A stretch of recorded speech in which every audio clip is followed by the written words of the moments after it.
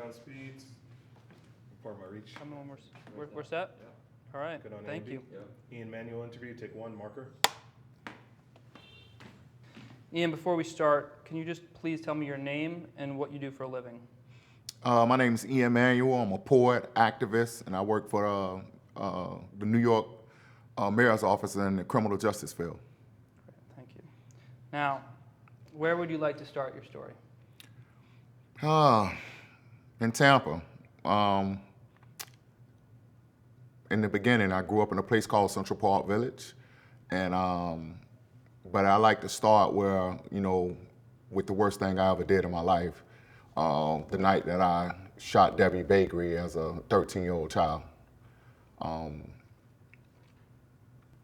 I remember sitting on my 12, 13-year-old girlfriend's porch and being trying to get her to go upstairs with me.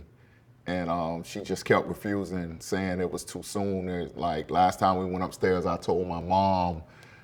And I remember one of my friends came to ask me if I wanted to go to the game room. And I told him no, I was gonna stay with my girlfriend. And he left, and another guy came to ask me to go somewhere. I turned him down as well. But by this time, hours had started to elapse, and I remember sitting on the porch, getting frustrated with her, that she wouldn't go upstairs with me. And by this time, the third guy came, which was my friend Marquise, and he asked me to step off the porch, and he whispered in my ear he had a gun, and that he would ask me did I want to go downtown to do a robbery. He actually said the street terminology for the word, which was go jacking. And I was like, sure, might as well. Nothing's going on here. And I often think back to that moment because I wonder if I had left the porch the first time with my friend that wanted to go to the game room, or the second friend that I think wanted to go to the park, how much different my life would have been. But instead, I went with my friend that had the gun, and we went downtown, and we met up with two older teens. A guy by the name of Keith and Ronald. And we ended up going downtown looking for people to rob. And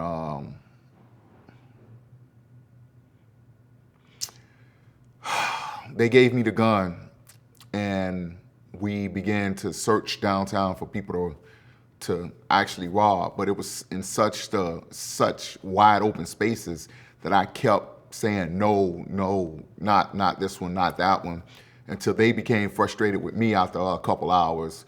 And I remember sitting down on a curb, all of us sitting down on the curb, and it was like, if you're scared, give the gun to someone else. So I remember sitting and giving the gun to Marquise, and Marquise gave the gun to his cousin, Keith, and he passed the gun to Ronald. So we're sitting there passing this gun back and forth like a hot potato. And finally, the gun ended up in Marquise's hand again, and he was like, Ian's not scared. I know Ian. Ian will do it. He gave the gun. So we made a decision amongst ourselves that the next people that we approach, no matter if it was too wide open or not, that we was gonna go through with the crime, and I agreed to it. And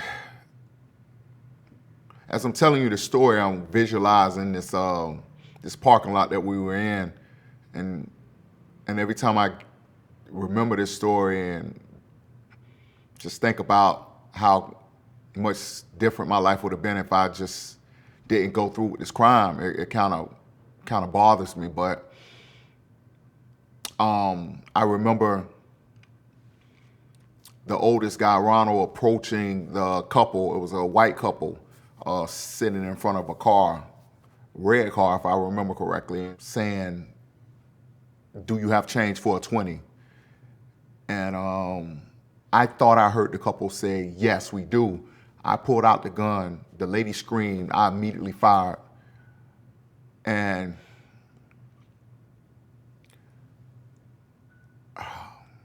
I didn't know no one was shot, because in the movies, in my childhood mind, when someone was shot, they always fell down.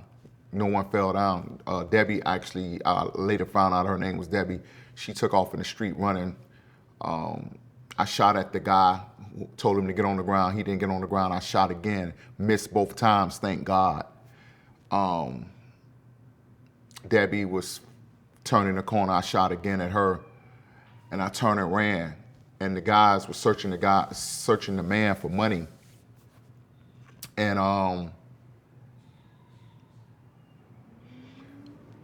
Marquise caught up with me. He was like, slow down, slow down. I was like, how much did you get? And he was like, he didn't have anything on him, Ian. He didn't have any money. So I always think back to that, not to get ahead of the story, but I always think back to that because I ended up being charged with the armed robbery when there was no money taken from any of the victims that night. So that's where I wanted to start at. Wow. Thank you for sharing that. That's incredible. You know, where were you living at the time? And talk about that you were only 13 years old. So where I was living at the time, surprisingly, I didn't know this until my social worker, Morale Morrison, pointed this out to me. She was hired by the Equal Justice Initiative to be my social worker while I was still in prison and doing my initial reentry process. I was homeless and didn't even realize I was homeless because Mom fell behind on the rent, and we lost our apartment in Central Park Village on 1255 Burton Court, and we moved to 1239 Scott Street with a friend of my mother's, Lois, who I knew as Aunt Lois. So I was homeless and didn't even know it. And that's where I was at the time of this crime. But I was still working a job. I had a job. I was always very innovative and very driven. And so at the age of like 11, I went downtown looking for a job. And I was given a job by a guy that's still my friend, the president and CEO of the YMCA, Bob Gilbertson. And, you know, we would do things like work at the YMCA and clean off the exercise bikes. And he introduced us to a side of Tampa that we didn't even know existed, the white part of Tampa, the middle class part of Tampa with sailboats and yacht clubs and things like that. But being 13, I was a child, man, and I just had a difficult childhood growing up. So on one part, while I was striving to become something, the environment that I was in the neighborhood, it was a pull. It was a constant pull from doing the right thing, but yet being surrounded by violence and negativity all day. So I was conflicted, and it was just a tough childhood growing up. What physical damage did the bullet do to Debbie? The bullet knocked out some teeth, a piece of her tongue. From what I read in the interviews that she said over the years, and it took years of reconstructive dental surgery to fully heal from that pain. But, you know, something that I'm always thankful for is she didn't die, and she came home from the hospital the very same night. That doesn't take away from the damage and emotional pain that the bullet caused. But I was very thankful that she survived. And after the shooting, there was 3 days, and it eventually led to you stealing a white Cadillac with 2 friends. Can you describe those 3 days? Yeah, I vaguely don't remember those 3 days. They were a whirlwind. I remember going to work for Bob at his house during that time, like wash his car and stuff. But I do remember still in a car with my 2 associates, Obi and Ron. God bless the dead. Obi's passed away now. but we went to another part of Tampa to steal a car, and we were joyriding, and I was in the back seat, and Obi or Ron was driving, and they were in the front seat, and the police got behind us, and I told them to just stay calm and pretend like it was our car and to drive normal, and maybe the cop would go past us, but there was a shattered window from in the back where we had used a screwdriver to open up the window, and the police stayed behind us. And I just remember I almost died that day because when we jumped out of the car, we always heard that if you let the car keep rolling, that the police would go after the car and not chase after you. That's not true. At least it wasn't true in this instance, because when we jumped out of the car, my foot got stuck under the car's tires, and I was going down, falling, and I literally had to snatch my foot from under the tire so I wouldn't get rolled over by the car. And the police said he's seen it. The officer said he's seen it, and he thought I was dead, but by the grace of God, I survived that. But they got the K9 dogs out there, arrested me initially, and then they chased the other guys. They caught up with them soon afterward, and we all ended up in the police station. And I remember seeing an officer in the police station that night that had approached me in the neighborhood the night of the shooting, and it was gnawing on me what I had done to Debbie, and I just remember asking the cop, did they ever catch the guy that he asked me about that night that shot Debbie? And he said, no, I don't think we did. And that eventually led to me confessing to the officer in the back seat of the car as we got to the detention center, a different officer, the arresting officer of the stolen car incident. I remember him saying, if you got anything else to tell me, we'll just let it stay in the car. And I did something that it took years for me to forgive myself for. And that was because when you're from the streets, one of the first rules of the street is don't snitch on nobody else, especially yourself.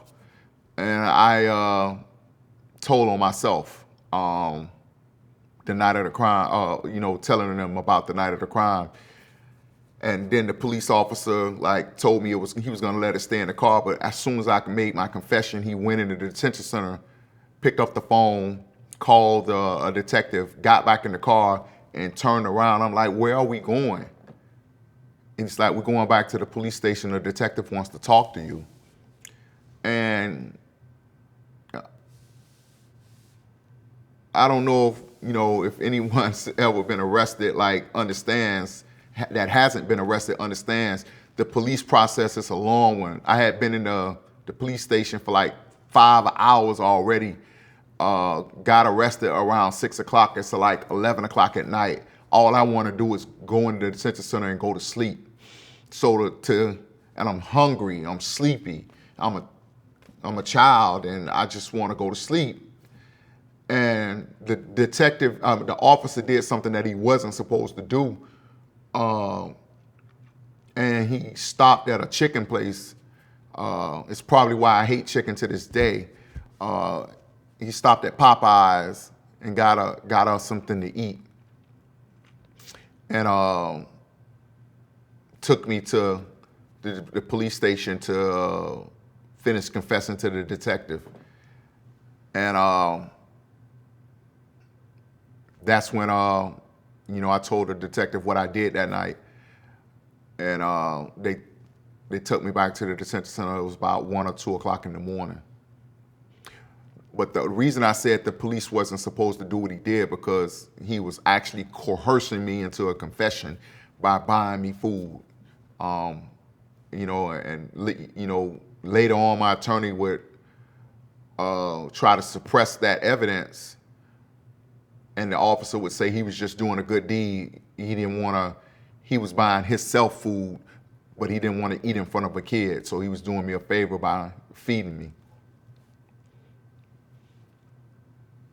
And again, how old are you? I want to keep on reminding the people watching this that you were just a child. Yeah, I was 13 at the time, and there's case law out there that says there was so many things they did wrong in my processing, but looking back on it now, everything was meant to happen for a reason. And then you were sentenced to 21 days for grand theft auto. And did you think that was it? I did. I did. I distinctively remember. That's a great question, because I distinctively remember there's this, when you go in the Juvenile Detention Center, there's a door with a window and a cage that you can stop by and check with the classification department to find out if you have any pending holds, to find out if you have any court dates coming up. And I just remember, like, 2 weeks into my 21-day sentence, constantly stopping by this office to ask, like, hey, anything new on me? They're like, no, Ian, you're getting ready to go home. And I'm like, you sure? This is after my confession. And they're like, no, we don't have anything on you. You're 14, 15 days in, man. Your secure detention is what they call 21 days. Your secure detention is almost up. And so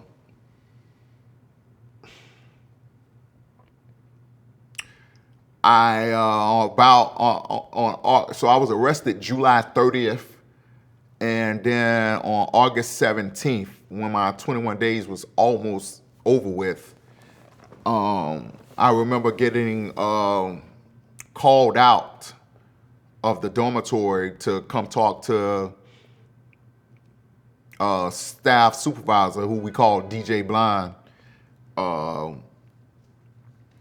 And he's like, Ian, what's your brother's name? And he was standing there with the guy in a suit and a hat. And I said, my brother's name is John. What's his real name? I say Sean Manuel. And the detective was like, well, the guy in the suit was like, yeah, I know him. I remember him. I said, okay. I remember I had asked DJ earlier in the day, could I come out in the hallways and clean up? Because when you come in the hallways and clean up, you could have access to extra snacks, and you can go talk to the girls who was in the detention center. And it was almost like a privilege. So I thought that's what he called me out there for, to give me an opportunity to clean the hallway. So I'm like, okay, I'm gonna go get the broom, DJ, and start sweeping down here.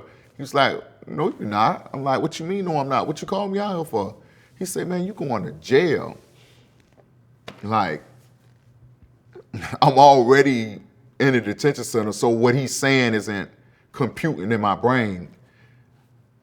I'm like, man, yeah, going to jail, okay. Seriously, what you want? What you got me out here for? He said, I'm not playing. I'm dead serious. Detective Dessasol is here to take you to the county jail. And Dessasol had these chains and shackles in his hands, and he shook them. I'm like, this is for real? He's like, yeah, you done made it to the big time now. And I just remember going back, telling him, okay, well, let me go back to the dormitory to get my stuff. So I went back to the dormitory, and my stuff only consisted of a few letters that I had received from my mom while I was in the detention center. And I just remember going back telling the kids, other kids, man, I'm going to the county jail, man. They're like, man, get out of here. No one believed it. I didn't believe it, because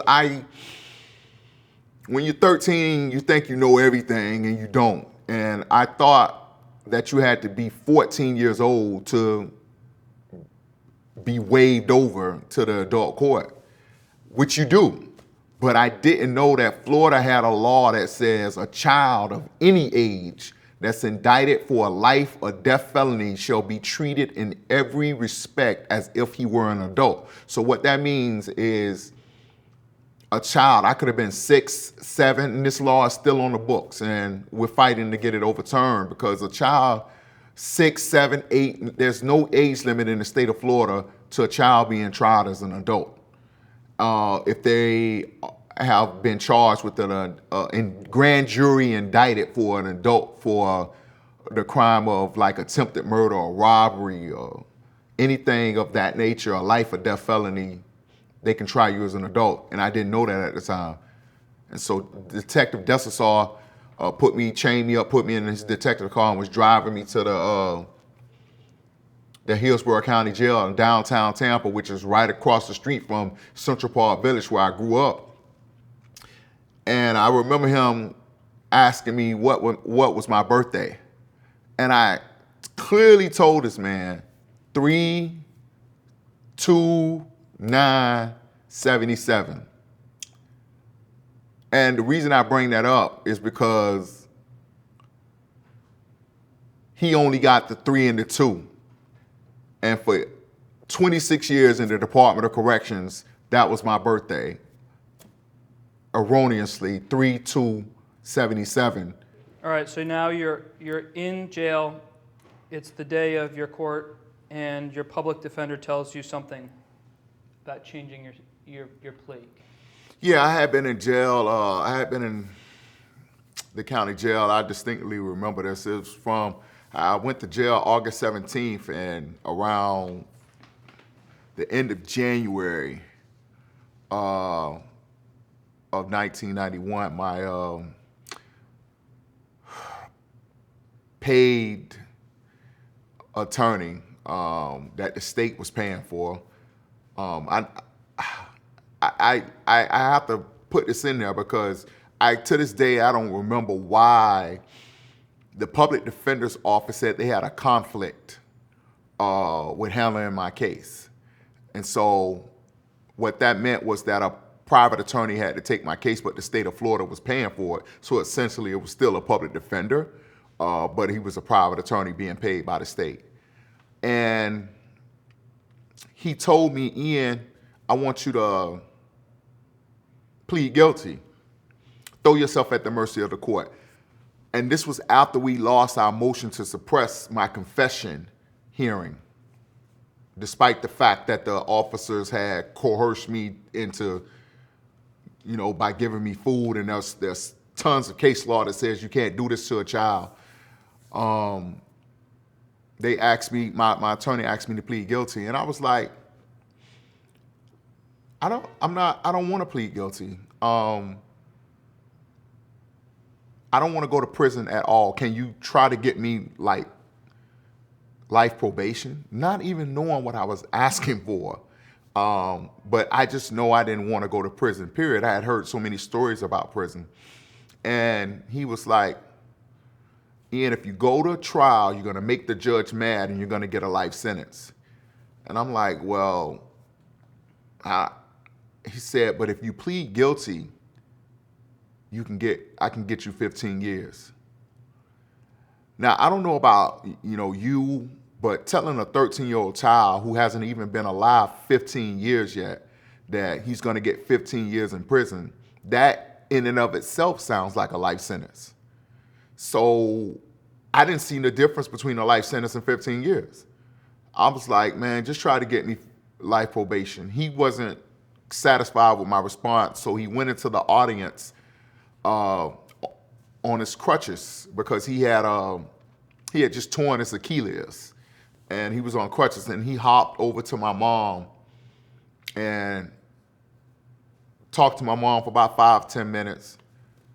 And then my mom made her way over to the jury box because that's where they sat the kids at, the juveniles.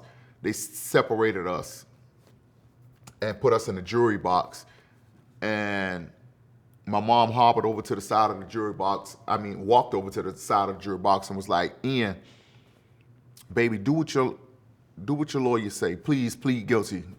Do it for me. And I thought about all the times that I had did the exact opposite of what my mom had asked me to do, and ended up reaping the consequences of that behavior, whether it was don't go outside that night, and I go outside after 11 o'clock, which was my curfew, and get arrested. I just thought about all the times that my mom had told me to do something and I did the opposite, and she was right. So And plus, she had been in the criminal justice system before. So I took her word and I said, okay, Ma, I'll do it. I'll do it for you. And I can honestly say she went to her grave regretting that decision of asking me to plead guilty, because I didn't receive 15 years. I was sentenced to the rest of my life in prison. And was Debbie at the trial? There was no trial. Debbie was at the pre-sentencing hearing and sentencing hearing. And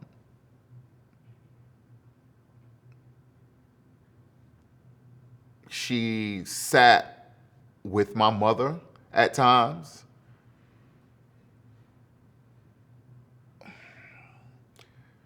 She told my mother she didn't want me to go to prison, that she understood. And yet when it came time for her to finally speak to the court, that wasn't what she initially conveyed to the judge. And something happened. She saw you do something. Yeah, Debbie saw me laughing at one of the pre-sentencing hearings. I was gonna say friends, but one of the kids that I was in the county jail with had said something funny in the court amongst ourselves in the jury box, and I laughed, and I didn't know at the time that in the court of law you have to be stoic and present like you're taking every iota of the circumstances that you're in serious. I was a 13-year-old child. Another child said something funny. I laughed. Debbie, seeing me laughing, interpret that laugh that I wasn't taking these court proceedings seriously. And when it was her turn to speak during my sentencing to the judge, Debbie said, "He's been in here laughing about this. I could have died. If he doesn't care, then I don't care." This was not the woman that I had been hearing my mother tell me was on my side and wanted to see me come home. But I don't think even if she would have said that in court, it would have made a difference to the judge who sentenced me. He had already had his mind made up that I was unfit to be a part of society. And he was determined to banish me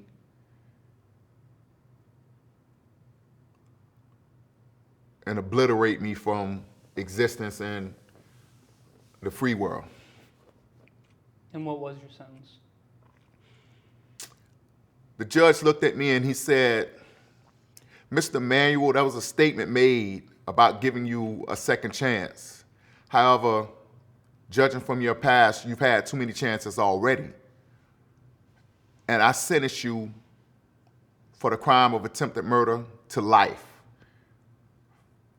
For the crime of armed robbery, I sentence you to life.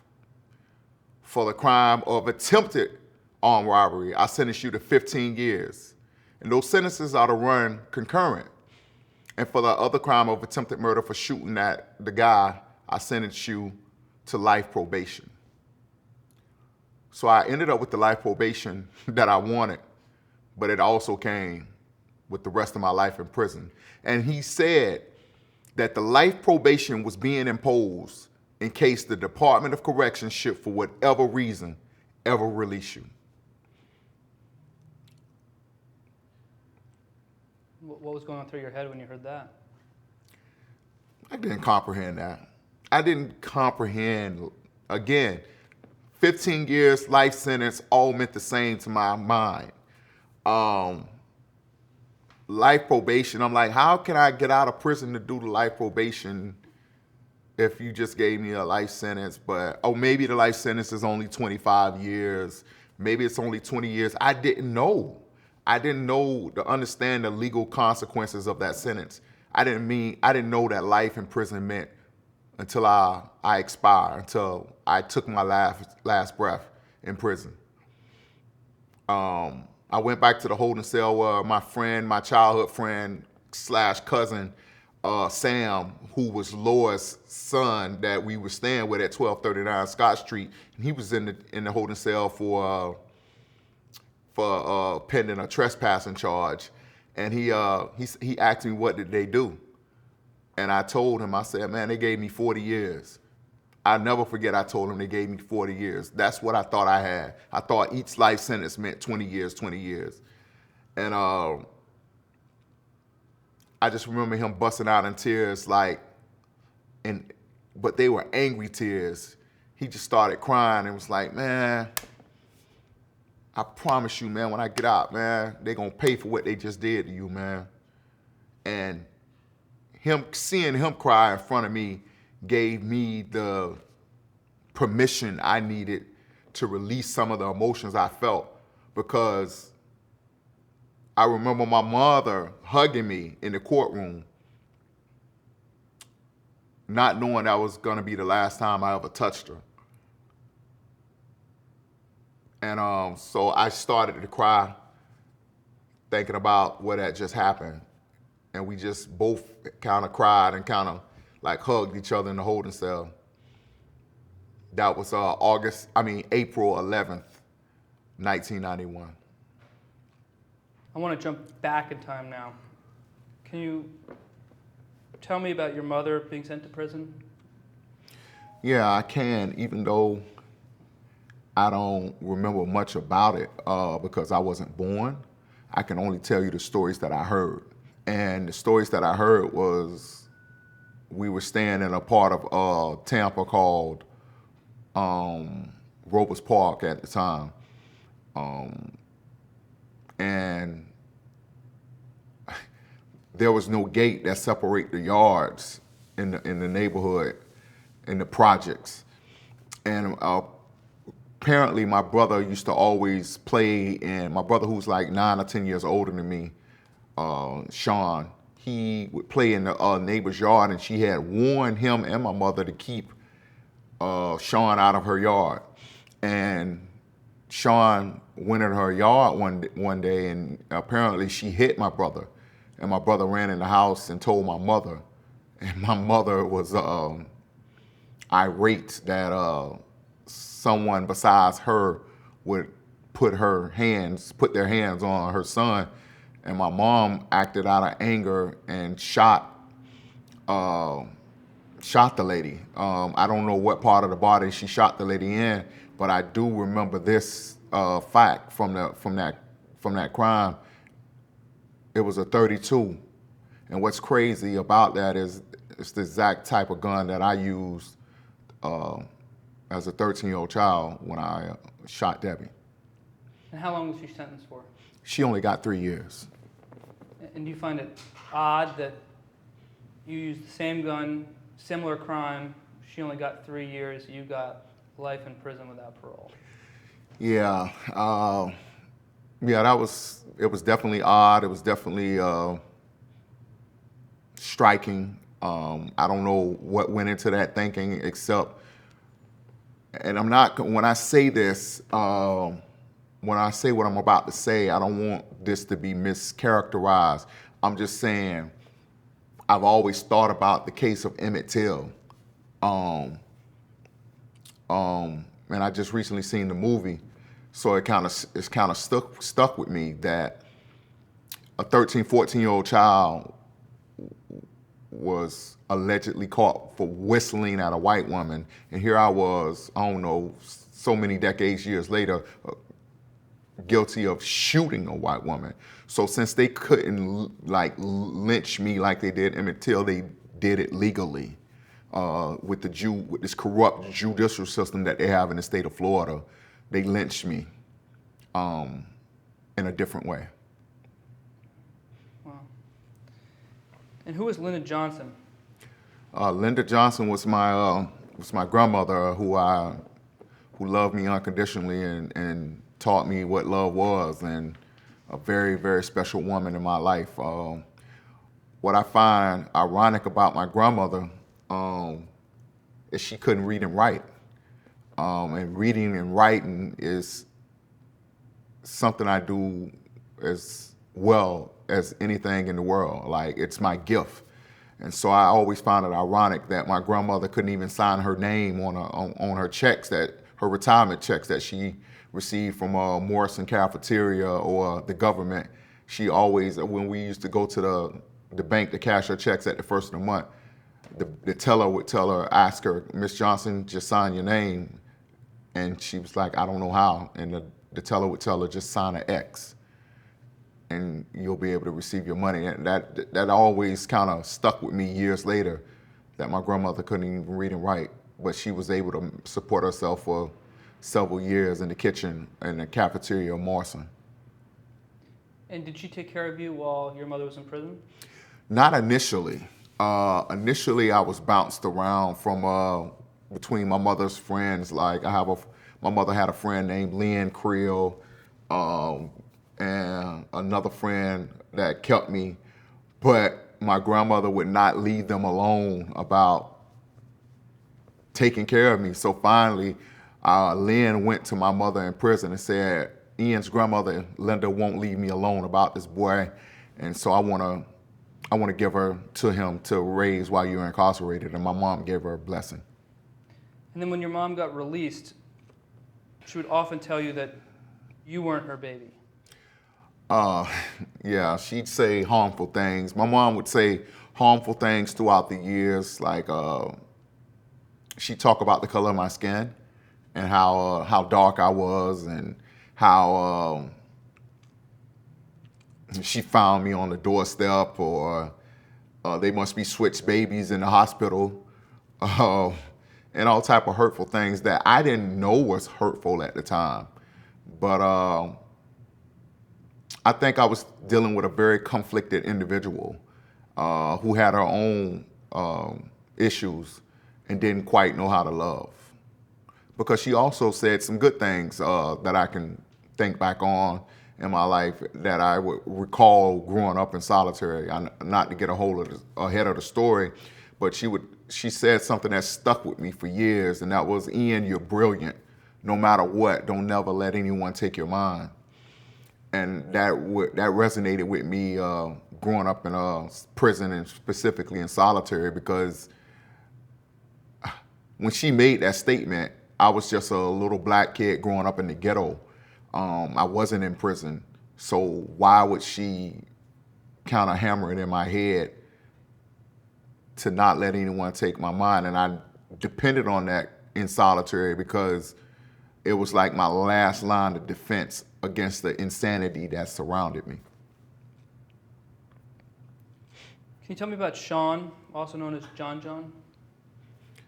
Yeah, my brother was a big, athletic, 250-pound guy that should have been in the NFL, if you ask me.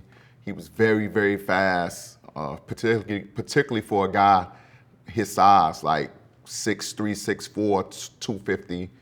In order to be successful, one thing I've learned is you just got to have that fire in you, that motivation to excel. And he was just satisfied being a neighborhood hoodlum, you know. He never wanted to, I guess, explore, and he was extremely smart, particularly in a subject that I'm not too good in, which is numbers and math. My brother Sean was someone I looked up to as a kid, and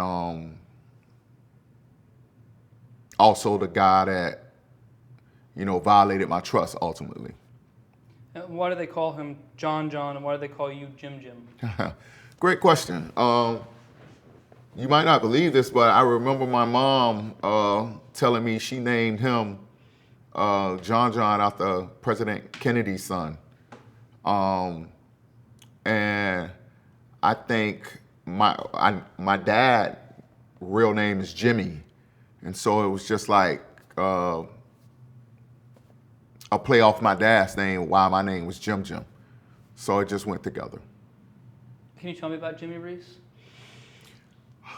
Yeah, from what the vagueness that I remember of him in my mind, because he wasn't around often during my childhood. I don't remember like seeing my dad until like around 1988, and I was born in 77. So to not really see my dad that much until like 88 was kind of like, I knew he existed, but he wasn't a part of my life. So not initially anyway, until years later when I was in prison after my mom had passed away. But he was a tall man with a big laugh. His nickname was Rock Jaw. Don't ask me why they call him Rock Jaw. He was born in Cordell, Georgia, country boy. And he drank a lot of beers. And I just remember one time he got drunk and came to my grandmother's house and tried to beat me for some reason. And like, I'm like, who is this guy that I don't even know trying to like impede in my life after not being there for such a long time? But I really don't know my dad to be able to give you a lot of input on him. Can you tell me what John did to you as a boy? Yeah, kind of painful to talk about, but to just be, I was sexually abused as a child by my brother. The details are kind of foggy. Happened when I was like 5 or 6 years old, but that's the ultimate thing that he did to betray my trust as a kid brother. And can you describe the cone of silence and the impact it had on you? Yeah, you know, in the black community, that's like something that's like looked down upon, and it carries a lot of shame with it. And so it's like something that's never talked about after it happens. I mean, he was sent away for a little while to a juvenile detention center and a juvenile program, but after we came home, we just never like talked about it. And I remember, I don't know where this poem is to this day, but I remember him calling me while he was on his deathbed in prison. I mean, and I was in prison. He was on his deathbed in the hospital dying of heart disease. And I wrote him a poem. And I basically was telling him that I forgave him for what he did to me as a child. And I wish I had that poem because it was special. But that was the only time that we kind of ever addressed it, I don't know, 30 years later. Yeah, we're going to get to that point. I was disappointed the poem wasn't in the book too. But so when John came back, your mom put him in the same room as you. It wasn't, you know, you're still developing emotionally as a child. You're still developing mentally. So there wasn't a fear factor. It was just something that happened. And like, where else was my brother supposed to go, you know? And it never happened again, you know? And we just never discussed it. But looking back on it now, that was a pretty intense environment for you to ask a child to grow up in, living in the same room with this abuser, I don't know, a few months later. And then just carrying on like nothing ever happened. And it was about this time that you started robbing people. Can you tell me what was going on through your head, and did you think you could get away with it? Oh, yeah. Around 6th grade, I started participating in group robberies with my 12 and 13, 14-year-old friends. And at that time, man, I didn't have what I have in me now. First of all, death wasn't real to me. I didn't think I could die. I didn't think I could go to prison. I mean, I was a child, so like those two realities, death and prison, wasn't a part of didn't seem real to me. So it was why I lived the way I lived. It was only years later that I would like start to like value life and like realize that it's a gift and how short it could be. But at that time, I couldn't see it. And were you getting put into juvie at this time? Yeah, I was going to Juvenile Detention Center quite frequently, starting in the beginning of 1989, around February '89 when I first started getting in trouble, and doing things like stealing cars, robbing, And when I say robbing people, the first time we did it was with a fake gun that didn't even work. And we were getting $3.75 from, we were just not valuing our lives. And it was just something idiotic, man. I wish I could go back and tell that little kid that this is not worth it, man, and this is no way to live your life. It was around this time, too, that you got in an argument with Grandma Linda and slapped her. Do you remember that day and what your mom said? Yeah, I do. I can't remember. I just remember Grandma Linda slapped me, and I forgot what we were arguing about, but we were standing at the bus stop. And I was getting ready to go to school. And she slapped me in front of all of my people I thought were my friends. And I just reacted, man, and hit my grandmother back, man. And that's one of the worst things I've ever done, man, besides shooting Debbie. To hit the lady that loved me unconditionally. I don't know if I've ever forgave myself for that. But I remember her taking me to my mom. I didn't go to school that day. And she took me to my mom. And I remember my mom telling her it was her fault that I did it. That you treat that boy too nice. That's what you get for treating him that way. And sitting here now reflecting on that, how much that must have hurt my grandmother to hear that, because that wasn't the reason I hurt her and hit her back. I did it out of embarrassment, of being shamed in front of my friends.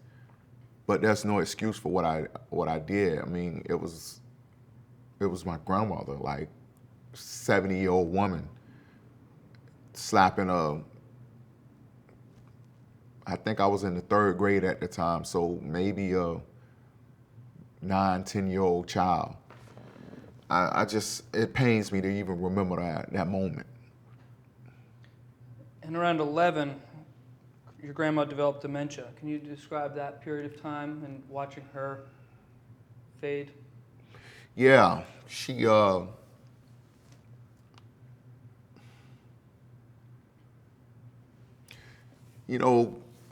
seeing my grandmother fade like that was hard, man, because she began to fall down in the house, and she began to defecate on herself, couldn't control her bowels.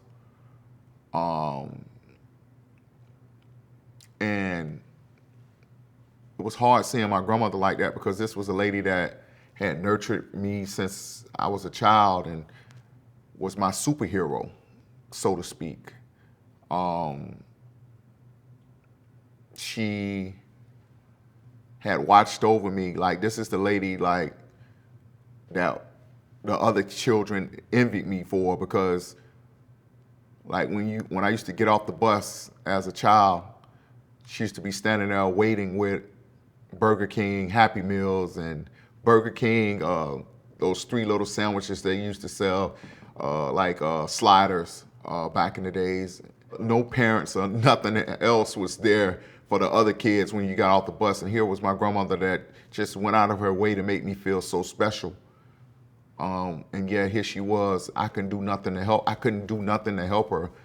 But fortunately, she had family in Cordell, Georgia, that would check on her and seen she began to fade. And they came down and took her back to Georgia and put her in a nursing home and looked out for her till she passed away a short time later.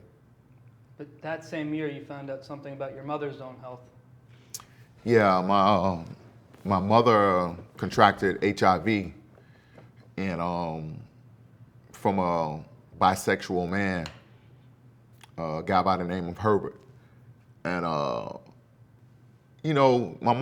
my mom becoming infected with HIV was like, is this real? Because she's kept the same weight. She didn't become sick. So I was like, okay, she got AIDS, but HIV, but my mom's not gonna die. I'm a child. I was a child. And she used to do things like take me with her throughout the various neighborhoods of Tampa to pass out condoms and AIDS awareness material.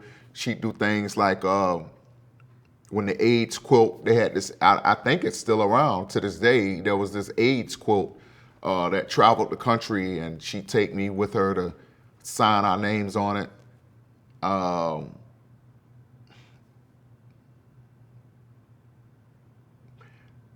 Yeah, I was conflicted when my mom told me that she was HIV positive. You keep on saying you were a child. Can you talk about growing up in a cycle of trauma and terror and punishment and describe that effect it has on a child?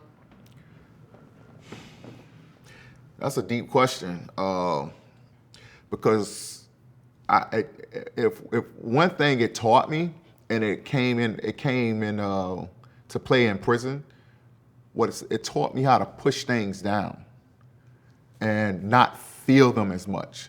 Because one thing I learned from growing up in society and in prison, and seeing how people allowed themselves to feel these emotions, would either A, kill themselves, or B, become so detached from reality that they didn't want to feel that pain. So they created this imaginary world in their mind and became schizophrenic, that developed into schizophrenia. Fortunately for me, the terror and the pain that I experienced throughout my entire life, I was able to transform that into poetry. I was able to push it down, but it created like an intense amount of pain in the center of my heart that I would need years of therapy to try to recover from. And describe arriving at prison and the emotions you were feeling. Yeah, I arrived at Lake Butler Reception Center, and I had heard so many horror stories about it, but they strip you of your identity and your will. They try to anyway. As soon as you step off the bus, they strip you naked. And thinking about it now, it kind of reminds me of the movies where they show the slaves at the auction block being stripped naked and dehumanized and made to turn around. Here I am with all these adults stripped butt naked, standing in a line full of men, and they make you raise your hands, turn your hands back and forth, showing that you're not hiding anything. Pull your ears back, show you're not hiding anything behind you. Run your fingers through your hair, making sure you don't have anything in your hair. And then they tell you to turn around, bend over at the waist, squat, and cough. And you could just hear all these grown men just coughing in such a dehumanizing position. And then they ask you to step forward, say your name and your age. And I remember when I stepped forward and said, Ian Manuel, age 14. I had just turned 14. And the officer's response was, call K-Wayne, and tell him we got another one of those pop-eyed ass kids for him.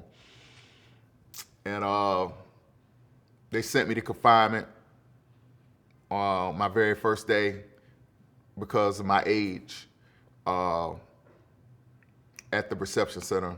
And when I got to confinement, sick, twisted-minded officer stripped me again. I was like, I already been stripped, sir. I already been strip searched. He said, you gotta get strip searched again, and you better turn around and spread your ass as wide as you possibly can so I can see up and make sure you're not hiding any contraband, because if you don't do it, and I feel like you're hiding something, and he put on a rubber glove and popped it, and it's like, I'm gonna search you and make sure you're not hiding up in there. So to tell a child who had been sexually abused this, I was terrified at that time. It wouldn't be who I continued to be, but in that moment I was terrified that this guy was gonna try to sexually abuse me. So I did what he said. And then they placed me in my cell, and I stayed there for like 3 weeks. And when people think of a 14-year-old boy in your situation, were you sexually taken advantage of in prison? Was it a bad? What was it like when you were in prison in the beginning? So the thing about particularly Florida prisons at that time, even though it might have been happening, I didn't see any rapes. Sexual exploitation happened more through manipulation and getting, having the child become dependent, emotionally dependent upon a person, and then taking that emotional dependability away. And so let me explain what I mean so you can understand clearly what I'm saying. I would see other young kids between the ages of 17 and between the ages of, because I was the youngest guy on the compound. So between the ages of like 15 and 17 come to prison, and they would develop these emotional bonds with these homosexuals. And the homosexual would reel them in and get the kids to be emotionally dependent upon them and then cut them off, like stop talking to them. And it became to the point where the kid would do anything for this homosexual's affection and attention, and the homosexual will invariably say, well, you have to do a sexual favor for me. And before long, I would see these guys dressed out and becoming homosexuals themselves. So there wasn't a lot of rape. It was more manipulation going on in the Florida Department of Corrections with the younger generation. But as far as me, no, I didn't experience any sexual exploitation like that or physical assault from the inmates. It was more the security staff that you had to be worried about being physically abused more than anything growing up in prison. But that wouldn't happen. That would happen at Lake Butler, where I was abused by this captain by the name of Nigger Charlie. I wrote about it in my book, how they beat me and put me in the hole at Lake Butler, which is confinement inside confinement.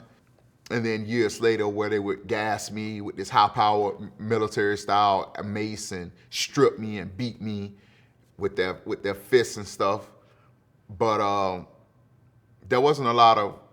I can't say that I seen one rape happen in my 26 years of incarceration. Did the guards hate you? Not initially. They had a hate for all inmates, particularly if you were black, and coming to their Department of Corrections. They had a will to break you, to dominate you, to make you subservient. That was the mentality of the Florida Department of Corrections.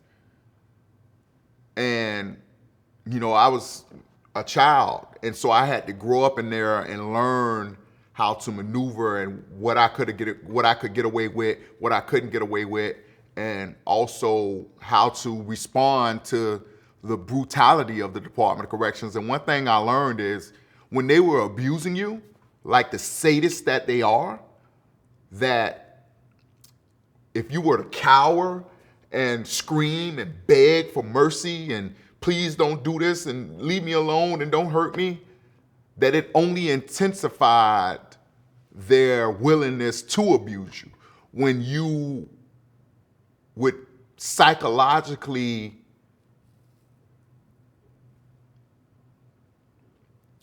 build a defense mechanism up against that and say, hit me more, or you're not affecting me, they would label you crazy and, oh, leave that one alone.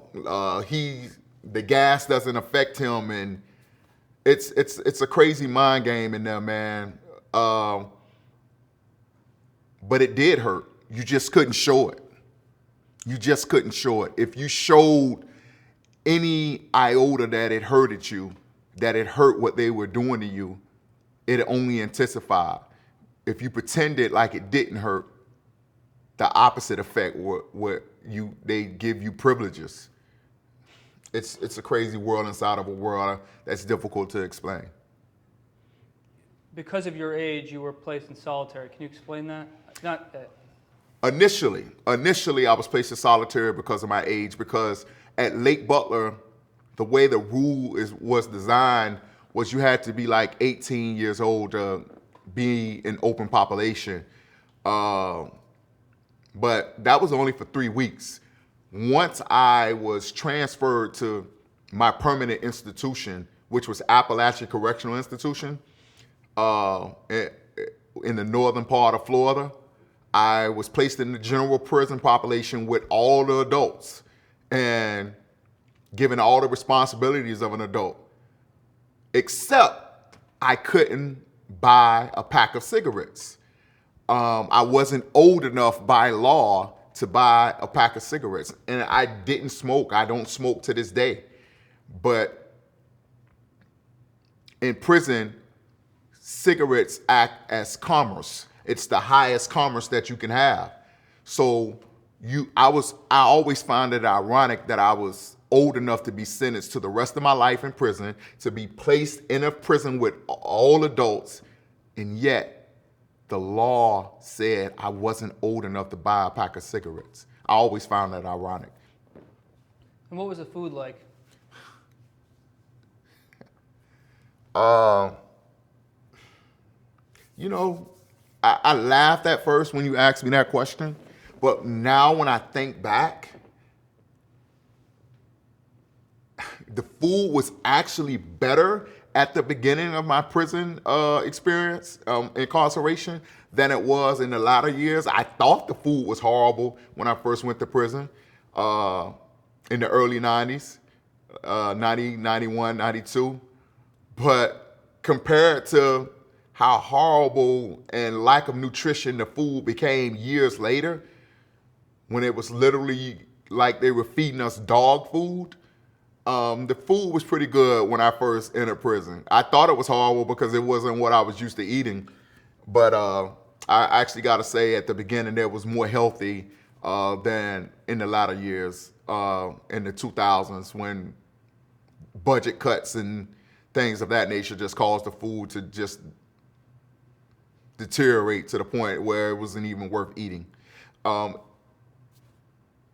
Which is why I stayed between the weight of 150 and 160 from like 1991 until 2010.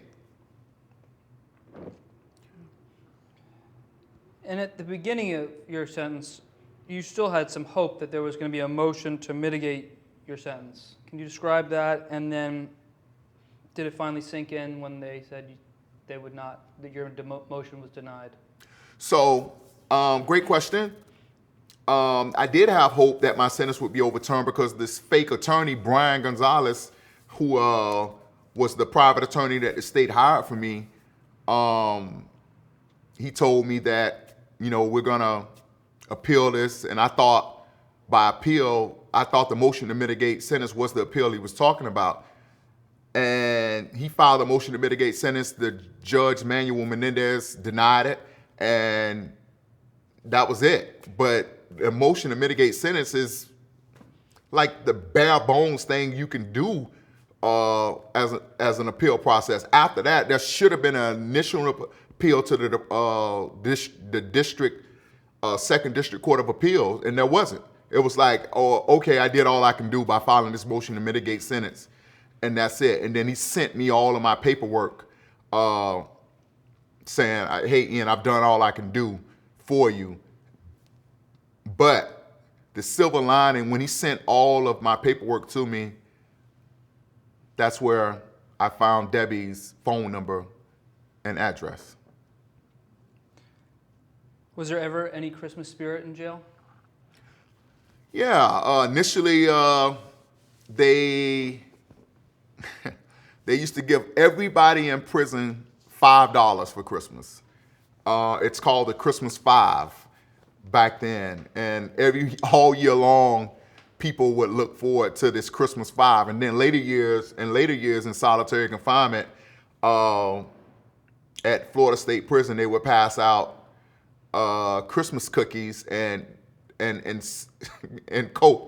Coca-Cola soda. And all year long, you wouldn't believe how guys would anticipate receiving these 4 to 6 chocolate chip cookies and this cup of soda. You live for it like it was literally Christmas, like a kid waiting on a gift under the Christmas tree. So yeah, that was definitely Christmas spirit in prison. But I will say this, growing up in prison, particularly in solitary, you kind of, I know at least I did, you got used to not receiving gifts. You got used to not receiving visitation. I mean, I only received 3 personal visits in 26 years of my incarceration. One visit in like 2006, 1996 after my mom died, another visit in 2010, and then another visit in 2015. So you kind of suppressed your emotions around holidays because you didn't want to feel the pain of not being able to share your holidays with your loved ones. And that first Christmas Eve, what happened? Oh, that first Christmas Eve, I was sitting at a table, and I was going through my all the paperwork that my lawyer had sent me, and I found a police report in there with Debbie's phone number and phone address, home address, and I just got I've always been a imaginative thinker, and I just got the idea that let me call Debbie on Christmas Eve and wish her and her family a happy holiday and stuff, and try to apologize to her. So they had the phones outside of the dormitory. I took the police report, wrote Debbie's phone number down, and went out to the phone banks in the middle of the compound. Back then, you could dial 0 and get a live operator. I remember the live operator coming on the phone and asking me, I told her I wanted to place a collect call to Debbie from Ian. The operator said, sure.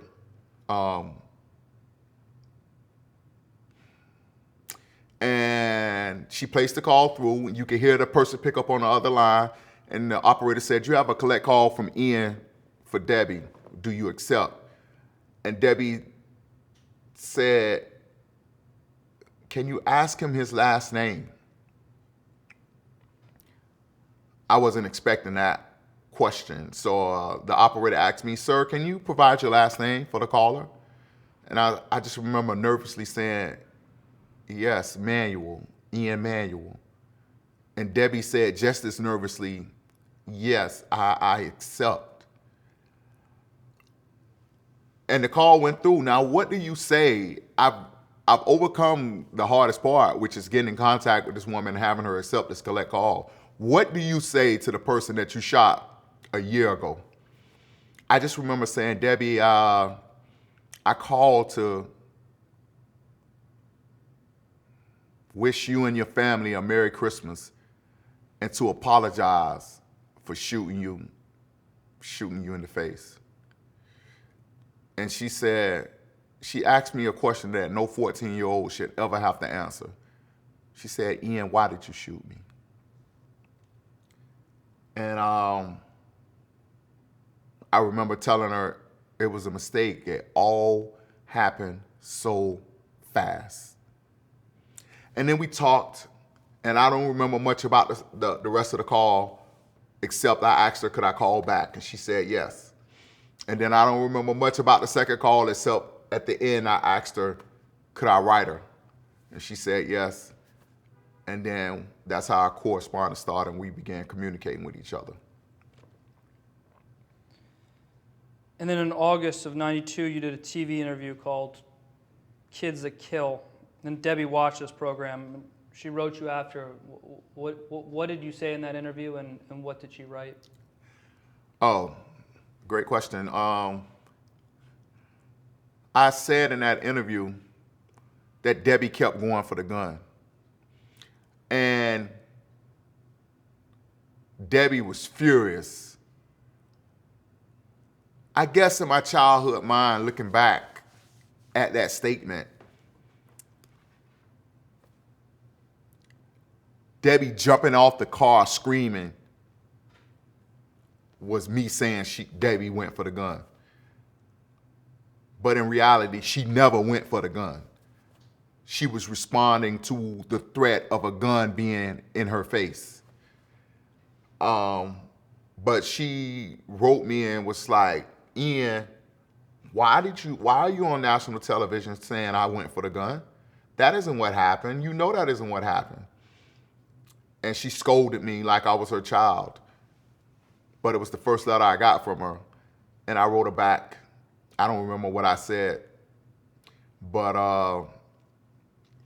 I know it started our correspondence to finally start going, because I wrote her that immediately after that Christmas, she didn't write back. She didn't write back until she saw me on the news on a show called Kids That Kill, that I should have never been on because I never killed anybody. But I also remember my mom writing me after she saw that interview, and her heart just pouring out to me, like, you look so innocent and so small. Are they taking care of you? Are you eating? Like, two instrumental women in my life looking at this interview and seeing two totally different things. But that's what I remember from that interview the most. Except that they also asked me how was the food, how was they feeding me? And so it's kind of funny to answer that question 35 years later or whatever. And speaking of your mom, how did you sustain relationships with your loved ones? Through letter writing. I know I wrote her in '91 basically saying it was her fault that I was in prison with a life sentence. And I remember her writing back with a card And inside the car, she basically was like, boy, don't try to lay that guilt trip on me that I'm the one got you in prison with a life sentence. Had you not been out there shooting people, robbing people, you wouldn't be in that predicament you're in now. Yeah. Did life without hope challenge your sanity? No, I wouldn't say it did because, first of all, I still didn't comprehend until I was in my late 20s, mid to late 20s, that life meant life. And I was always just a hopeful person. Like, I'm not dying in prison. I didn't kill anybody. What have I done so bad that they would never let me out of prison? And then I would look around the United States and I would see different cases. I'm a very spiritual person. And so I would look at cases like Lionel Tate, a case from Florida where the kid in Florida that accidentally killed a classmate with a wrestling move.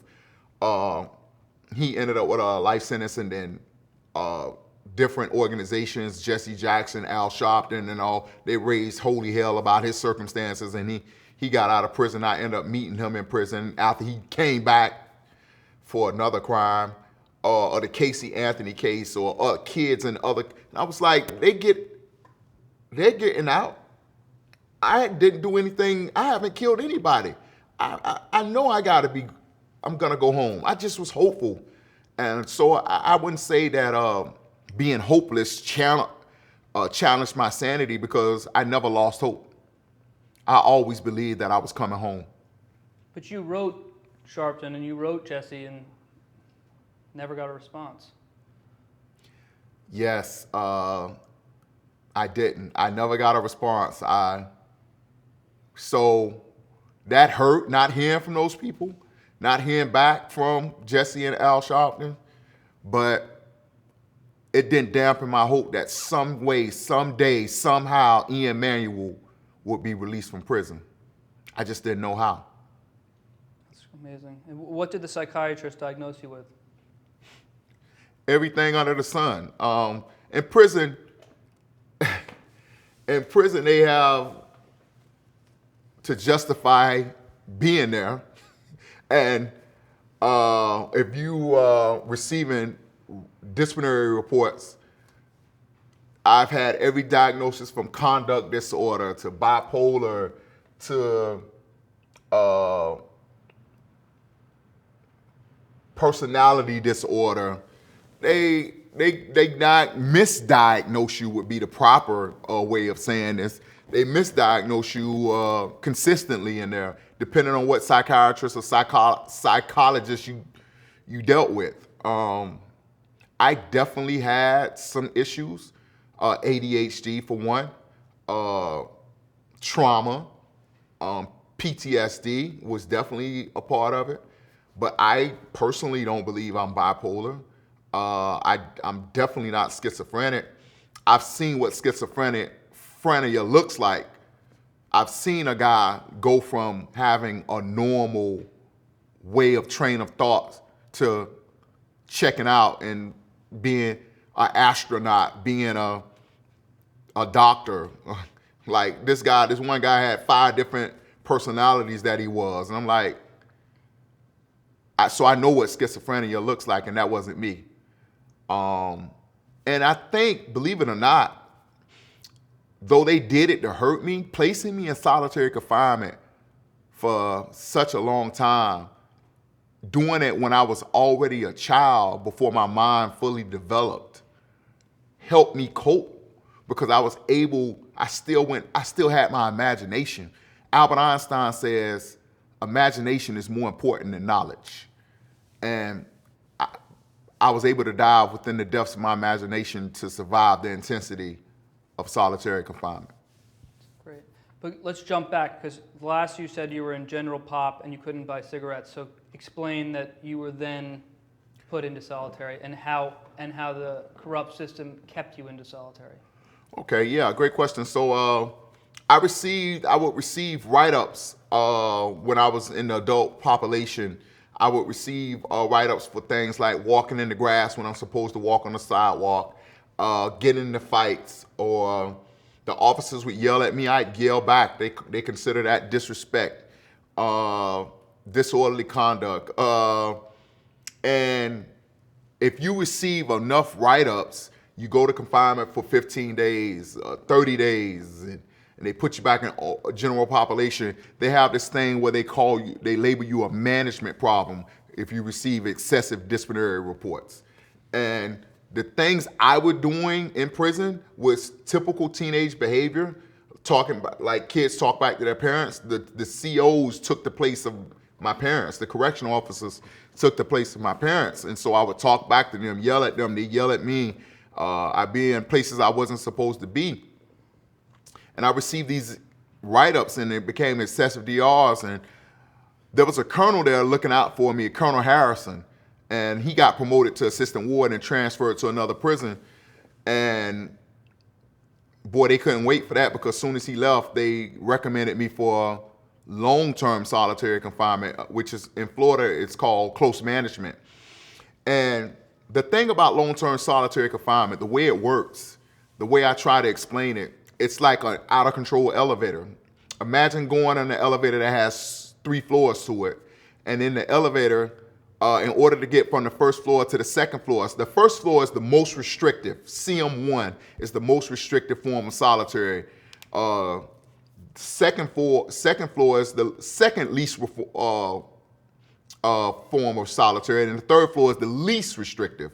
And on the first floor, you have to stay on this first floor for 6 perfect months. And if you do 6 perfect months, they might let you go to level 2.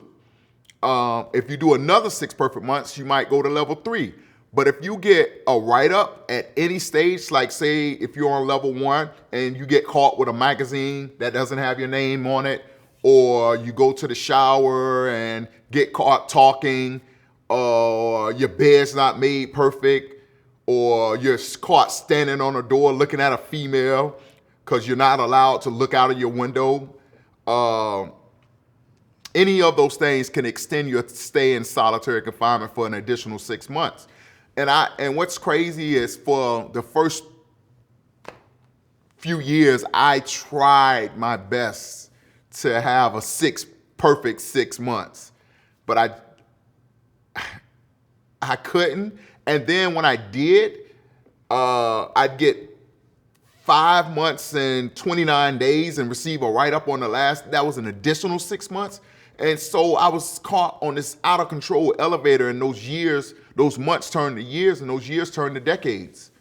And before long, before I knew it, I had spent 18 consecutive years in solitary confinement from November 92 to November 2010. And how did you get relief from solitary? There were some tricks you had with the guards to get out of solitary. Sometimes I would cut myself. Sometimes I would overdose on Tylenol.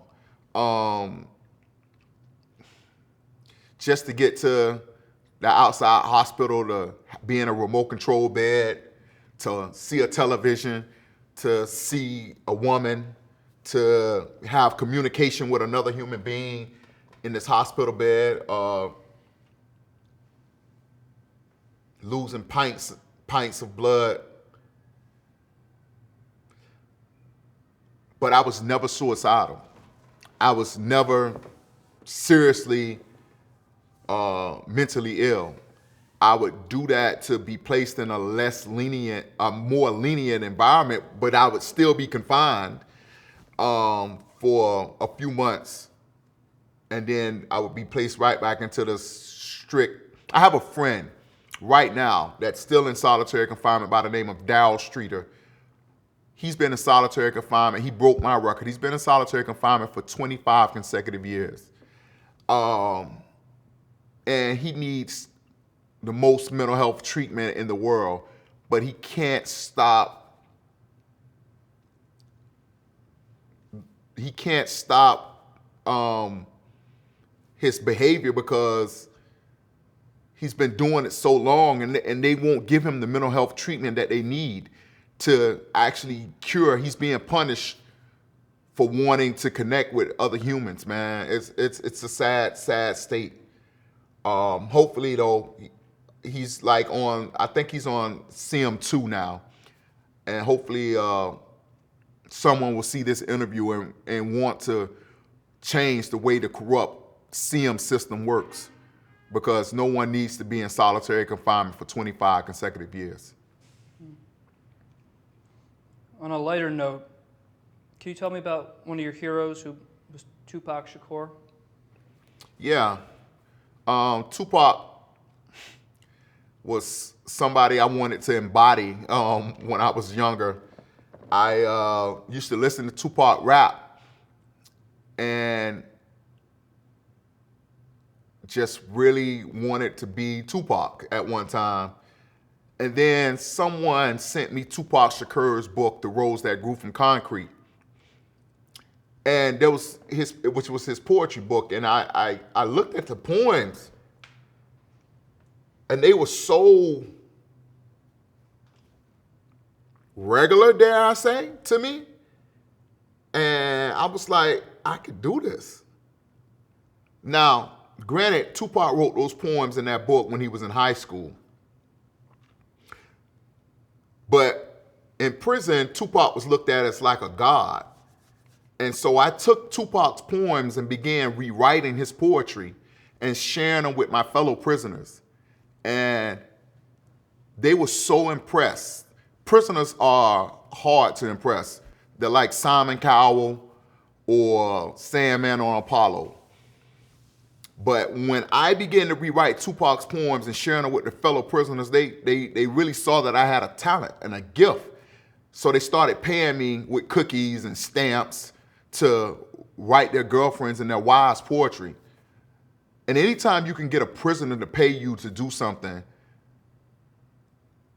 you're really good at it, because money is hard to come by in prison, and they're not coming off their hard-earned funds. And so I started rewriting Tupac's poems, man. Then I started rewriting Eminem's songs. And then I realized that I had a gift, and it's what I really tapped into to help sustain my brain in solitary confinement. So these musicians were the gateway into your poetry. Yes. That's great. In 1996, McCall's magazine, Debbie wrote an article. It's titled, "I Forgave the Guy Who Shot Me." She wrote, "I not only have recovered, but have been able to develop a relationship with my attacker, that I found a new direction in my life." What did you make of this article when you read it? Well, that article it's a good thing, but it also reminds me of a lot of pain that I went through. The funny thing about that article was a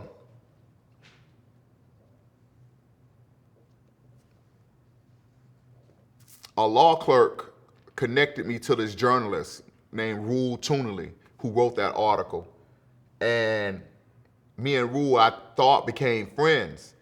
But I was in prison, and after my family died, I didn't have anyone to support me, and Rule would send me money. I'm gonna get around to answering your question, but this is what came to mind. I would ask Rule to send me money, and he would send me money, and then one day he told me, "Ian, don't ask me for any more money." But I'm in solitary confinement, and I'm suffering, and I don't have any family members to support me at this time. So I stopped asking him for money,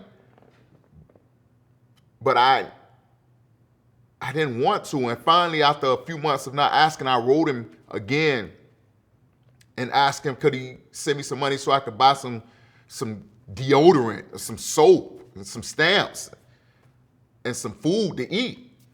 And he wrote me back and he said, "Ian, I told you don't ask me for any more money." And he ended his correspondence to me. And that really crushed me. It really hurt a lot. And I told myself if I ever got out, I was gonna visit his house Fortunately, when I got out, unfortunately, when I got out, he had already passed, but I still kept that commitment to myself and visited his house. But the answer to your question about the McCall magazine interview, it was like a highlight of my prison time at that particular point in my life, because it helped open the door where the media started paying attention to my case again. After that McCall interview came out, Maury Povich show, back then Maury used to actually do real interviews before he became Who is the Father Maury. And he reached out to do an interview, but they wouldn't let him. They wanted to do the Montel Williams reached out to do an interview, but they wouldn't let him. And the national media was really trying to get in and get at me to bring some national attention to my case. And the prison just wouldn't let them do. They wanted to do live satellite. And the prison says, this guy's in solitary confinement. He's dangerous. We can't let you guys in here and do this. But the McCall's interview was great, because I actually, if I'm not mistaken, I brought a picture with me that I just got from my aunt from that interview, where I'm in cuffs with a pen in my hand, that I love to share with the camera before we go. And that sort of re-engaged your writing relationship with Debbie. Is that correct? You guys started trading letters again? So me and Debbie wrote from 1992 to 1996 or 7. And yeah, it fell off periodically. But yeah, we started communicating again around that time. And I don't really remember what we were talking about. I just remember asking her for magazines like Sports Illustrated and People, but I just couldn't remember what the heck 16, 17-year-old Ian Manuel was talking to Debbie about. Mm-hmm. Now, we all remember certain dates in our life. Tell me about June 8, 1996. Yeah, that's the day my mom died. And it was, I had worked my way to CM3 at that time. The out of control elevator was finally within my control, I thought. But after I got the news that my mom died from the prison chaplain, I just went on a downward spiral, because I felt like everything that I had been living for was gone. Like, I wanted to get out of prison initially to show my mom that it wasn't over, that I could overcome the worst thing that had happened to me. And when she died, I was just so crushed. I was hoping, I'll never forget walking to the chaplain in handcuffs. Was I in handcuffs? Yeah, shackles or something. I just remember walking to the chaplain and hoping it was somebody else. I just knew I had bad news from the chaplain, and I was just hoping anybody but my mom, anybody but my mom, anybody but my mom. And I remember our last conversation, it was May 31st, 1996. And I was just calling the call because I was on, CM3 at the time. They let me use the phone. And I called, and she was like, "Why are you calling, Ian? You don't want anything." And I didn't understand it at the time. I do now a little bit. And she was like, "Don't call me no more until next month." And I was like, "Mom, well, okay, tomorrow's next month." And she was like, "No, don't call me no more till my birthday." Her birthday is June 19th. And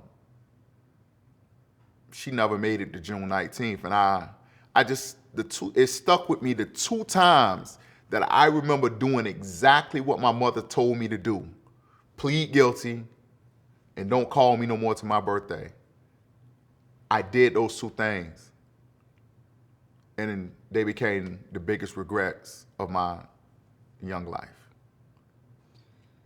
Now, just to ground people back into reality, that prison is dangerous. And you wrote that you wrapped a razor blade in a salt packet and kept it in your mouth. Can you describe that and why you did that?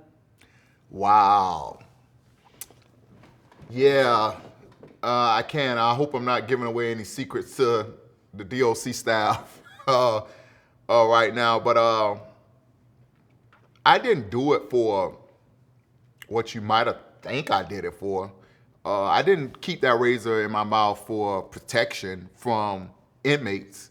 I kept that razor in my mouth as a way to protect myself from the brutality of the guards, because it was my way of escape. By having this razor, in my mind at least, it could even the playing field, and no matter what situation they put me in.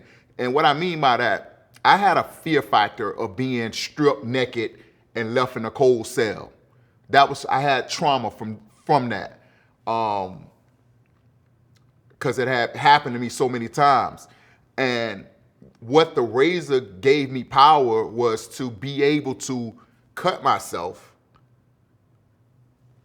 lose a lot of blood, and go from being on security strip where I had no mattress, no blanket, and 60, 50 degree cold cell, 50 to 60 degree cold cell with the wind blowing, and unable to warm myself doing naked calisthenics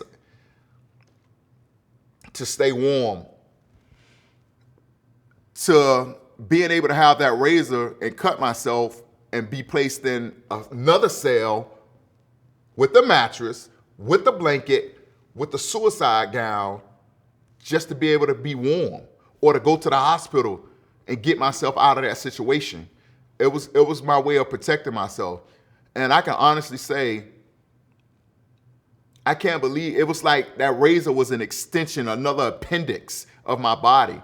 And like, for you to bring it up now, it reminds me that I haven't walked around with a razor in 6 years since I've been released from prison. And that's kind of deep, because I never would leave. It was like I would never leave my cell or anywhere without that razor. It was like my protection against everything, like my magic wand. What struck me was when you wrote, blood, it seemed, was the only thing respected in the Florida State Prison. Yes, yes. Blood, whether yours or somebody else's, was the only thing. Blood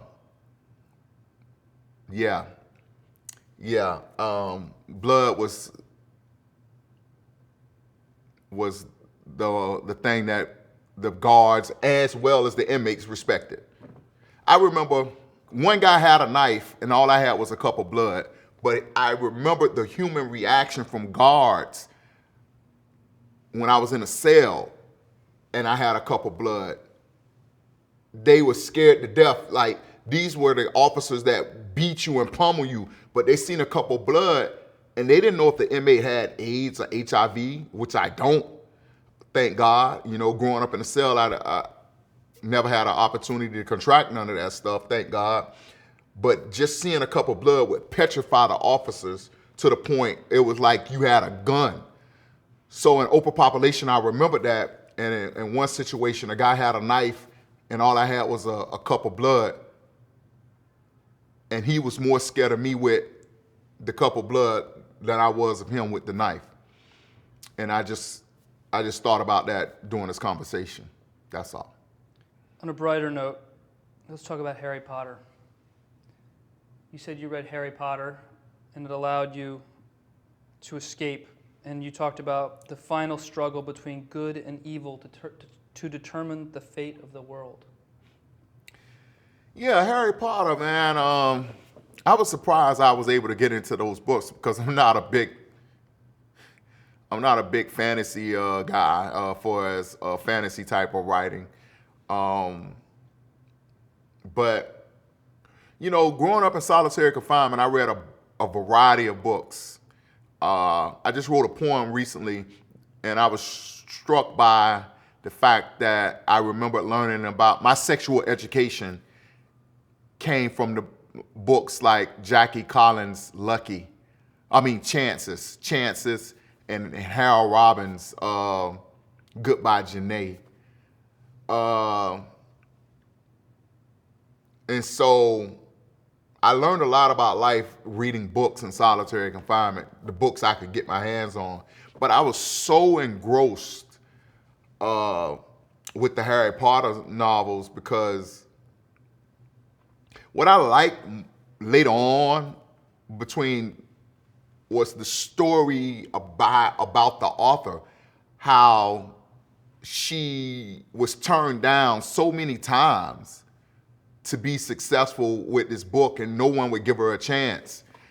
And here she was sitting on one of the greatest stories, fiction stories ever told, and no one would listen to her. Like, it just really goes to show you that the decision makers don't know what the hell they're talking about. But I really like the Harry Potter series. I don't really remember a lot about it because I haven't read it in years, but I just know that I really like that Harry, against all odds, was able to save the world. Well, we've been speaking a lot about hate and evil, but there is a bright star in this story, which his name is Bryan Stevenson. Can you tell me who is Bryan Stevenson and how he reached out to you? Yeah, Bryan Stevenson is a lawyer, and he's like a modern day Martin Luther King. And he reached out to me in 2006 around October with a letter. I'll never forget. I got a knock on my door and said, "Manuel, you got legal mail, sign for it. You have to sign your name in this little box." And I got the letter and it said, Equal Justice Initiative with big red insignia on it, and Bryan Stevenson. And I'm like, I don't know nobody in Alabama. Who could be writing me from Alabama? I opened the envelope, took the letter out, and basically, you know, I've read this letter 1,000 times, and basically the letter said, I am the executive director of a nonprofit organization, law firm in Montgomery, Alabama. For years, we have primarily dealt with death penalty cases.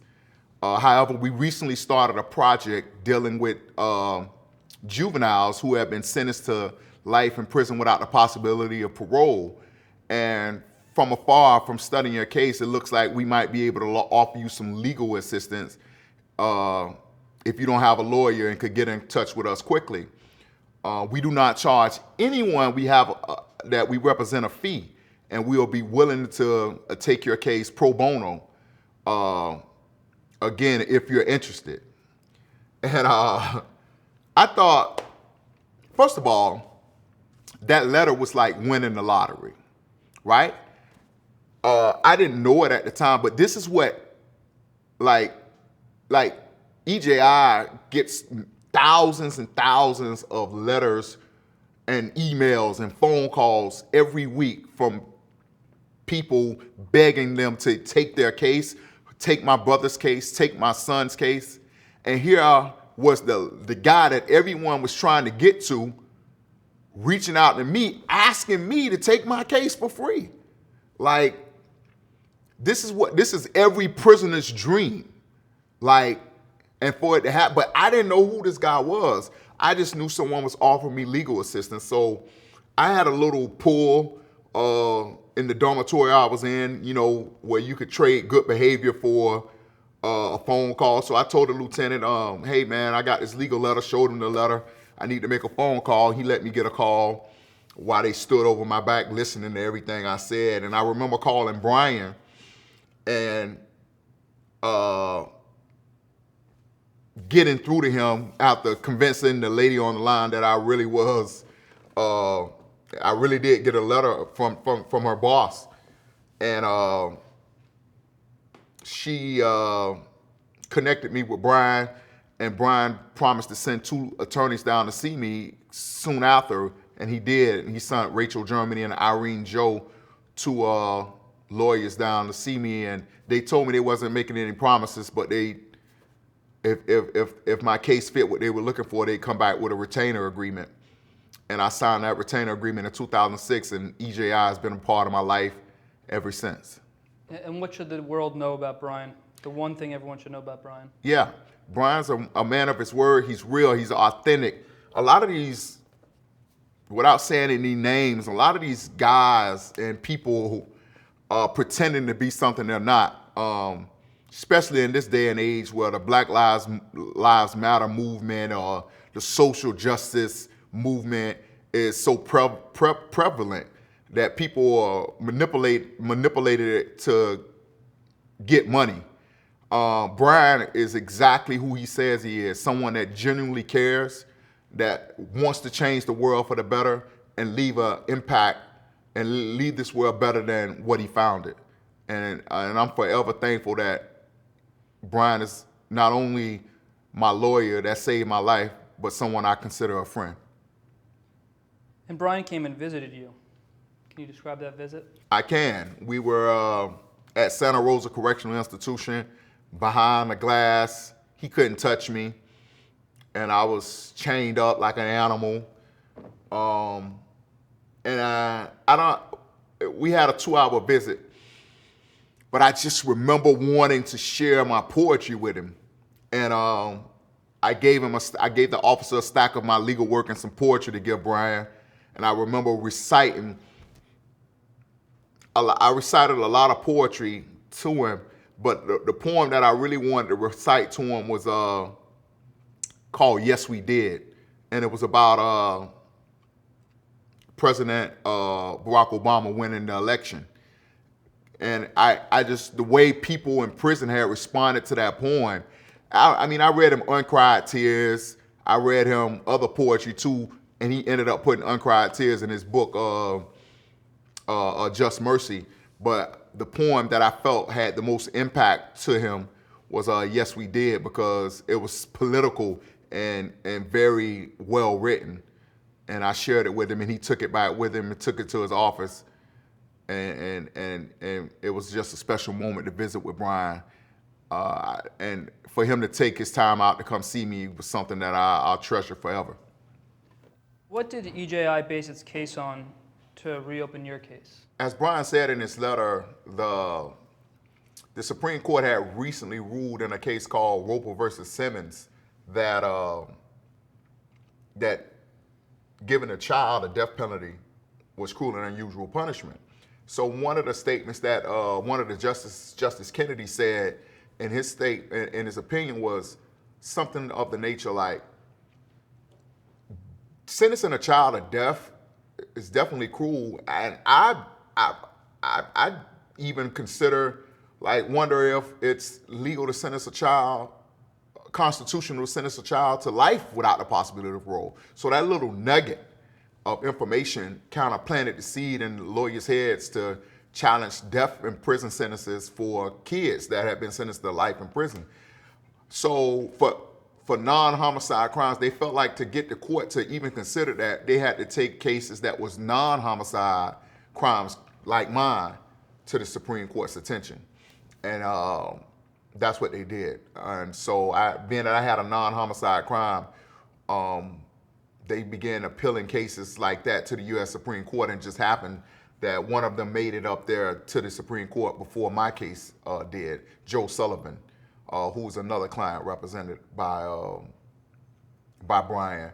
And once the court ruled that it was cruel and unusual punishment to sentence a child to life without the possibility of parole for a non-homicide crime, we went back to court for me to be resentenced. And once we got there, the state of Florida said, we are appealing this decision. And everyone in the courtroom was shocked, like, what is there to appeal? This came from the U.S. Supreme Court. And the state of Florida said, Your Honor, the Supreme Court said children who have been sentenced to for non-homicidal crimes to life in prison. Mr. Manuel was charged with attempted homicide, which falls under the homicide statute. So we don't believe that this ruling applies to Mr. Manuel. So I was sent back to prison to languish in a cell while the state of Florida filed this frivolous appeal to the Florida Supreme Court and then to the U.S. Supreme Court, who thankfully denied certiorari. Denied certiorari means they didn't accept the case.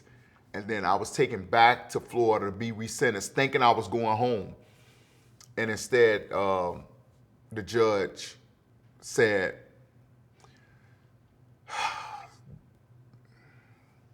there was a statement made about rehabilitation, but I want everyone in this courtroom to know that in 1990, the legislative intent was to punish, not rehabilitate.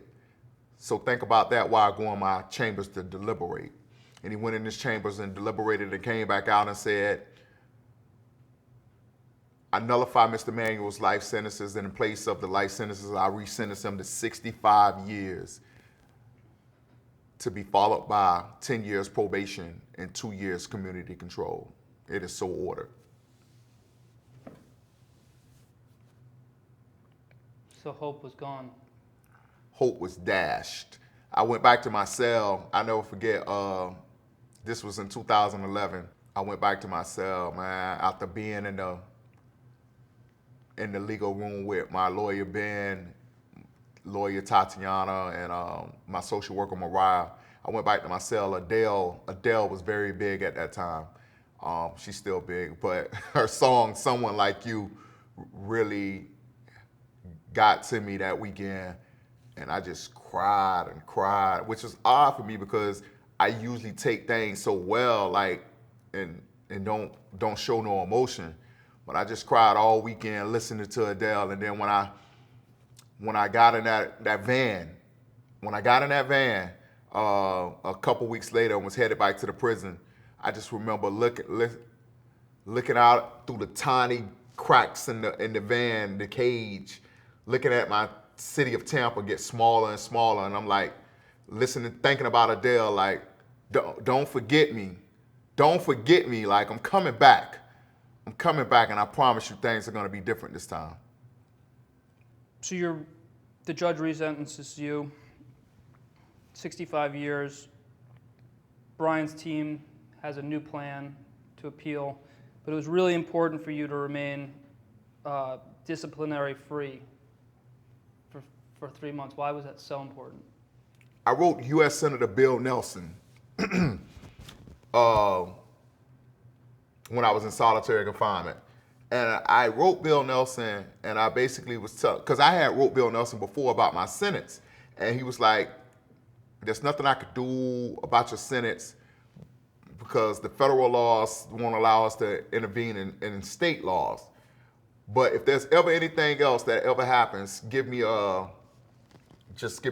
write me, reach out, and I'll see if I can help you. So I remembered that. So after being on CM for 17 and a half years, in solitary confinement at that time for 17 and a half years, I remember writing to Bill Nelson saying, listen, I've been in solitary confinement since I was a 15-year-old child, and I'm steady cutting myself, hurting myself. They keep putting me back in the same cell with the same blood, and no one's trying to help me, man. Basically, I said, solitary confinement is causing me to decompensate, and I need help. I want to get out of solitary confinement. Bill Nelson did something. He's a U.S. Senator, sitting U.S. Senator.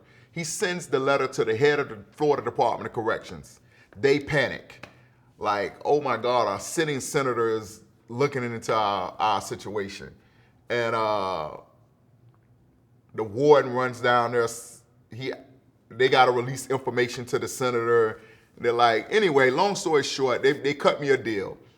If I go to mental health and tell the mental health staff that CM isn't causing me to decompensate, that CM isn't causing me to cut on myself, that they'll give me a deal that they'll let me out of solitary confinement after 17 and a half years and 3 months. That they'll give me a runaround job, or to be able to walk around and clean up and all of this stuff. And they'll kill all of my disciplinary confinement time. All I have to do is tell the officers, the mental health staff, that solitary confinement isn't causing me to lose my mind or decompensate. So I did it. I went and I told them that, and they kept their end of the bargain, except after 90 days, they didn't place me in open population. They transferred me to another prison, a better prison at that time, Swanee CI, and I had to do another 90 days in confinement. And after 18 years in solitary, they let me go to open population. It felt like I was born again. Like, to finally be out of confinement after 2 decades, it felt free. But I still had one more step to go. I wanted to finally get out of prison as well. Bryan and his team figured it out, and you were resentenced. Oh yeah, I was resentenced to time served. I was resentenced in 2016 in November to 40 years time served, and I was released in Tampa from the county jail that night to go. And the first person I touched was Mariah, and then they drove me to meet up with Debbie at a gas station, and me and Debbie hugged and kissed each other. I had always told myself if I ever got out of prison, I would kiss Debbie on both sides of her cheek, because I didn't know which side of the bullet had actually went in, and that was my way of actually physically saying I was sorry. Then we went to a pizza spot in downtown Tampa. My lawyer, Ben, didn't know this at the time. I was still getting used to phones. He scrolled on his phone and found a place with the most stars, and it just so happened to be a restaurant in downtown Tampa, right down the street from where I had shot Debbie 30 years earlier, you know? And then we drove to Gainesville to spend the night at a hotel. Me, Ben, my lawyer, and Mariah, and I got to lay in a hotel bed for the first time, and then woke up the next morning to the hotel buffet, and I was like, man, I can have anything I want here? Like, I was just so new to society, man, and just so everything, like a kid being reborn, just wanted to taste everything. Had Starbucks for the first time the next day. It was just a fun experience, and I was just so happy to be free. And you've been a free man now since 2016. What has life been like? Oh, life is a struggle. Life is definitely a struggle now. It's been difficult. The reentry process it's hard, man. Having to find a place to stay. Had EJI not been a part of my life would look a lot different than it does today, because they helped me find a place to stay. They're definitely still a part of my life. They taught me work skills, how to fill out a resume, and just the simple things that you take for granted. And I'm still learning. Like, I still don't know how to drive a car. I still don't know how to cook. But that's because I'm traumatized from my prison experience, and it takes a lot. Like, I don't go to the clubs or anything like that. I work for the mayor's office now. Bill de Blasio helped me get a job at the mayor's office. He felt like my experience in the criminal justice system would be so helpful to that office. And I go to the detention center talking to the kids and trying to deter them. I was just there last week. Deter them from committing crimes, and they really appreciate me. My life has been a whirlwind, man, but I wouldn't change a thing though, man. As painful as my life has been, it's been meant for me to live this life so others could actually have hope that you can come back from anything at all. And like I said, poetry was what helped me sustain my sanity in solitary confinement. Bryan Stevenson was interviewed by Oprah, and he specifically discussed your case. Can you talk about having watched that interview and the impact it had on you hearing it? Yeah, I was surprised Oprah asked Bryan specifically to tell us the story of Ian, because it's a lot of characters mentioned in the book Just Mercy. So for her to single me out must have meant that my story touched her. And then I heard Oprah was a big fan of poetry. So I'm kind of surprised that I haven't heard from her since I've been out to actually get an interview. But I was impressed with the way Bryan described me so perfectly. The way he talked about my intelligence, the way he talked about my poetry, and how bright I was, and how I was a child, and how he talked about solitary confinement and them wanting that 6 perfect months to get out. It's almost like he shared in my experience with me. And he had never been, Bryan's never been to solitary confinement, at least not as an inmate. So I was kind of impressed that he got it so right. But now that I'm out, it feels good to be able to share my own story with the world and to tell my own truth. And I'm just glad I survived an experience that so many others didn't, and it's others still in prison fighting for their freedom that might never get that opportunity. But I get phone calls and letters and emails all the time from prisoners telling that, Ian, you give us hope. You are our inspiration that we can make it, man. So keep doing it, man, and keep going up. That's the terminology that they use to keep being successful. So I'm inspired that I'm inspiring others. So using your poetry and listening to your story, what do you want the public to take away from this interview? What can we do? What can we... Well, you can support real organizations like the Equal Justice Initiative that's doing the work. You can reach out to a prisoner. JPay and Securus are apps that you can use to correspond. Mail call is the most important part of the day in prison. And prisoners just love to hear from the outside. They love to get pictures from the outside. I get overwhelmed from people from people on the inside asking me for pictures of food that I'm eating. There's this one girl named Ethel that wants me to every time I'm eating to take a picture of my food and send it to her. She just want to see what street food looks like. There's other guys that want pictures of women. They always want pictures of women because that desire, that human connection is so suppressed in prison that it's something that they long for all the time.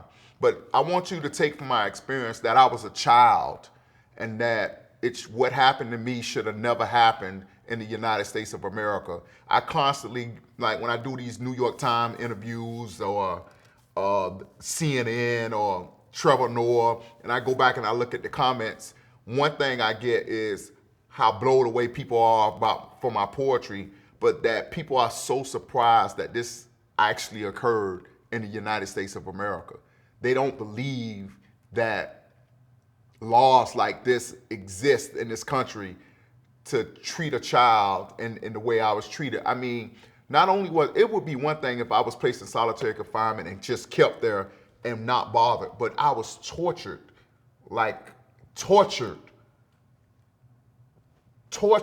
in so many different ways, with gas, injected with psychotropic meds that it's hard to even talk about, man. And I just thank God that I survived with my sanity, my talent, and my humanity intact.